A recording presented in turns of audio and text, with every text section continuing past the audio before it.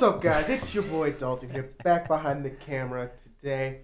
Today we got Bryce, and he's bringing you his deck profile for his what deck? Two Chainz. Two Chainz. Two Chainz. Okay. I'm here too.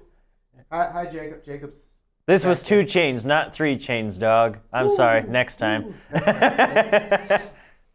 So we're bringing you a Dragon Ball Super deck list. Unfortunately, it's not gonna be that spicy Jiren. You guys have to want that one. You gotta smash that like button and let us know in the comments. Exactly. You gotta let us know you want to see the Booty Warrior coming in hot. So you ready to get into this deck profile, man? Yeah. All right, let's do this. All right. All right. First of all, we got our obligatory Android 17-18 leader. That the reason why I'm playing this over Cell is that you awaken early, and on top of that, the backside is your ultimate payoff. And on top of that, it's a mana rock for all of your 17s and 18s. Nice, nice. Because then, all your 17s and 18s, including your leader, get a 5k boost, which is huge. Because then suddenly your blockers are really annoying to kill. And plus then on top of that, all your pieces, if your cell chain falls apart, then at least you can still play them and still overrun your opponent. That's cool. That's cool. I really want to see why it's called the Two Chainz deck. We'll get to that. Our obligatory 4-ofs that you must run these, otherwise you immediately die to aggro. There's no ands, ifs, or buts. Full power energies and speedy surprise attacks. It's literally just 8 full power energies in your deck. Okay. Just one sometimes pops a Mass Sane if they ever get too greedy. Then we got 3 Gohans. We really don't need any more than this because our opponent wants to kill us anyway, so they'll awaken us. Either that, or if we absolutely have to, we can play this, and over the course of 2 turns, we're awakened. Ta-da! Of course, it's the new combo, right? Yeah, and it's green, and it crits. Super combo. And the gross thing about this one is that your opponent could try to build up cards on their turn and use reserve this, and then you just nuke your opponent's hand on their turn. And they're like, oh, well, I used to have 6 cards in my hand. Now I have 3. Okay, I die now.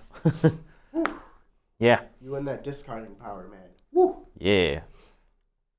And then we got a play set of Android 18s. I mean, if there were better ones out there, I would play them. But this is the best one we have for a 3-drop. It's crit, and if you nuke a higher cost card, so this is really good against SS3 since a lot of the cards cost about 4 anyway, you get to nuke one of the small little guys, which you get to nuke those Yajirobes and whatnot. And then, actually? because it nukes smaller guys. So yes, it can. Just as long as it doesn't have barrier, which Bandai just loves printing for some reason. Oh, barrier. Lovely barrier.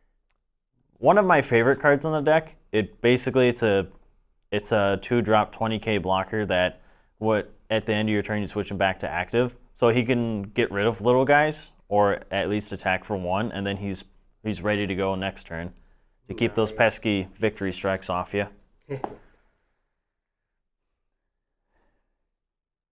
In a world of truly pure perfection. That this is the start of our 2 Chainz. That he was the bottom of the pole, but honestly the coolest form. Not the prettiest, but the coolest. But then just goes find your other pieces. And honestly, a card I wish I could bump up, but I just simply don't have the space for it, is your Limitless Energy 17. Is that not only does he have the obligatory hot stamp barrier on it, he also blocks, and then, oh no, our leader's green. I wonder what happens. You get to KO any battle card they have. I think you just need to upgrade this one. I know. The binder only had 2. Oh. It hurts. It hurts my soul. So shiny. Yeah. So if I could bump it up to 4 somehow, I would. Although speaking of 4-ofs, here's 4 of Semi-Perfectio. Good old fish lips, just KOing a guy and then drawing you a card for unit absorb. Sometimes you see him in your life total, sometimes you draw him. And it's just one of the most depressing things ever whenever that happens. On the bright side, at least he taps for green. And then we got 2 Android 18s. Then basically, I wish it wasn't a 5-drop, otherwise it might be a little busted, but still. For a 4-drop double striker that it makes your opponent discard a card upon attacking, it's not terrible. And quite honestly, it could be a good finisher, but I mean, it's no Annie Rolza, so. But you still need it for your 2 chains. And then we got the perfect force cell. Ooh. Oh yeah. You ever see those greedy aggro decks try to get 20 cards in their hand? Nah, fam. Put them back to 3. Put them on your level. I don't know what you're talking about. All I've ever seen is a low-handed deck. Yeah, and this basically, especially after Flute got nerfed to 1, but even before then, this was really good at basically just punishing your opponent for being greedy and drawing too many cards. And hence why it's an archetype. But people don't seem to get that, and people just want to cry about everything. All right. I feel like we're getting on to the second chain now. Ah, yeah. Now we got 3 Toas. Ooh.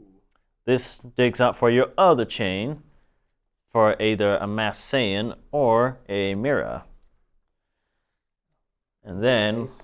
we only got the 2. It's fine. We don't really need more than that for deck space reasons, and it just costs 4 anyway, so it's your top end of the deck. And then on top of that, you can still, at least at the very least, make it just a guy, just a literal guy. Just make it a guy, man. Yep. Good old Toa, tried and true. It bumps up your leader, and on top of that, your opponent discards 1, so it's a strictly better Mira. Plus, it also fulfills the conditions for the Union Absorb, which is what we're looking for our 2 chains. And then last but not least, 2 Mira Creator Absorbed. This card is dank.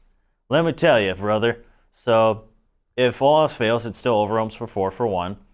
And then when this card attacks, it gains 5,000 for each card in your warp till the end of turn. But don't worry, that's not even the best part yet. Why, it's called 2 chains. When it comes in through Union Absorb, don't worry, it has deflect. Take that, Bloodlust. But it gains double strike till the end of turn, and on top of that, your opponent has to warp 3 cards from their hand.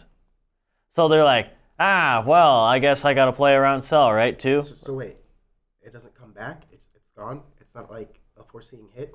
No, it stays. They're gone. They're just gone. Oh. And then when you Union Absorb him into play, he's just there. Oh. He is there that you have to deal with. Which, thank God that's on playability, not. yeah. Oh, I'm gonna swing. I'm gonna swing now. Check for autos, baby. But honestly, I think he's one of the coolest cards ever printed, and I hope we see more cards like him. Because for a top end, I'm happy to basically being forced to play the other cards that are actually somewhat serviceable, and they're all good in their own right.